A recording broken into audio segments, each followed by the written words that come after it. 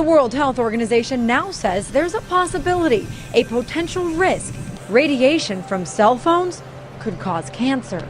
Turns out participants in the study who used a cell phone for 10 years or more had doubled the rate of brain glioma, a type of tumor. And keep in mind, cell phone use in the United States has only been popular for around 15 years. After several minutes, that it really starts causing DNA problems.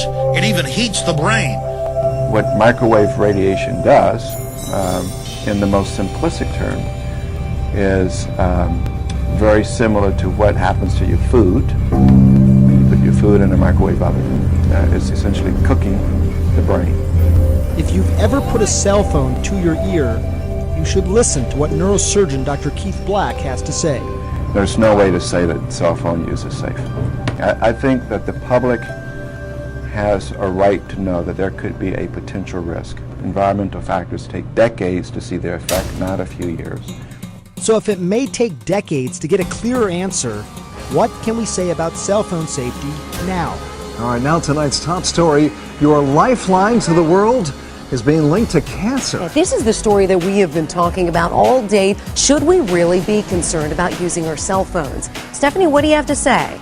Well, Cherie, Jack, we've all wondered if our cell phones are passing radiation through our bodies. And tonight, the doctors we talked to confirm there's enough evidence. This is well recognized now as a possible risk to cancer. So the most vulnerable age group are going to be children, and more kids are using these cell phones. Tu showed us his computer model, which shows us how much radio frequency children can absorb.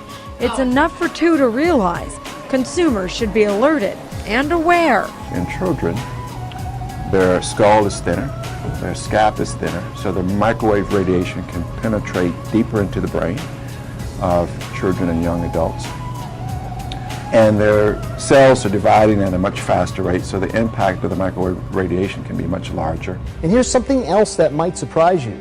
The cell manufacturers themselves actually advise against putting the cell phone right next to your head or really anywhere in your body. Dr. Keith Black has been talking about this longer than many, but the voices joining him are becoming louder and more prominent.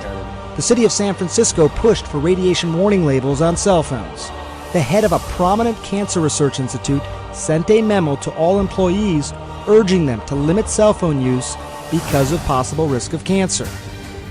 And the European Environmental Agency has pushed for more studies, saying cell phones could be as big a public health risk as smoking, asbestos, and leaded gasoline. More than 2/3 of Americans have cell phones, but there's long been a question: does heavy cell phone use hurt human health? Lindsay Davis reports on a major new study which for the first time shows cell phones do seem to have some mysterious effect on the brain.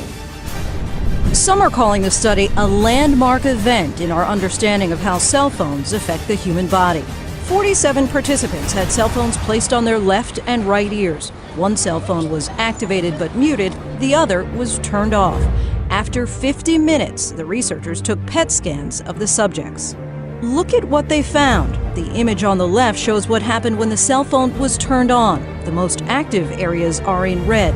Notice the upper right part of the brain. That's the area closest to the antenna.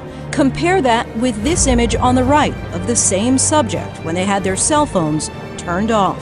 A committee composed of scientists from 14 different countries working for the World Health Organization concluded that exposure to cell phone radiation is a possible carcinogen because what the cell phones do is emit a radio frequency magnetic field which interacts with your own biological signaling system to cause this increase.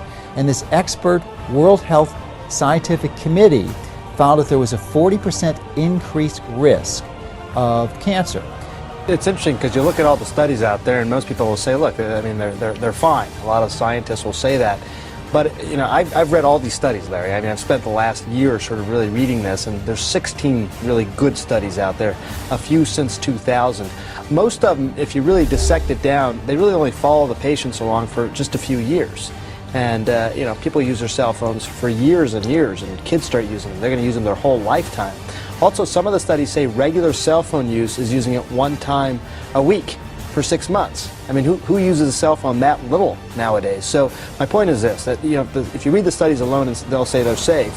But if you start to say, well, look, wait a second, how about if it's 10 years? How about it's 20, 30, 40 years? We don't know yet. We don't know. And if you use your phone all the time, like people in the news business, they have a cell phone to the ear all the time.